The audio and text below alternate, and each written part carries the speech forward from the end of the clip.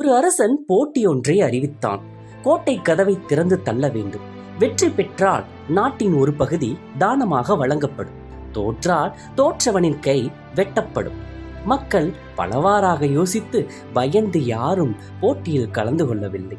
ஒரே ஒரு இளைஞன் மட்டும் போட்டியில் கலந்து கொள்ள முன்வந்தான். போட்டியில் தோற்றுவிட்டால் உன் கைகளை வெட்டி விடுவார்கள், உன்னுடைய எதிர்காலம் என்னவாகும் என்றனர் மக்கள். அவன் சொன்னான், ஐயா, வென்றால் நானும் ஒரு அரசன், தோற்றால் கைகள் தானே போகும், உயிரில்லையே என்று கூறிவிட்டு கோட்டை கதவை தள்ளினான். என்ன அதிசயம்! கதவு சற்றென்று திறந்து கொண்டது. ஏனென்றால் கோட்டை கதவுகளில் தாழ்பால் போடவில்லை, திறந்துதான் இருந்தது. பல பேர் இப்படித்தான் இருக்கிறார்கள். தோற்று விடுவோமா, எதையாவது இழந்து விடுவோமா என்று எதற்கும் முயற்சிக்காமலேயே விட்டு விடுகிறார்கள். முயல் ஆமை கதையில் முயலின் தோல்விக்கு முயலாமையே காரணம். முயற்சி செய்யுங்கள், வெற்றி நமது.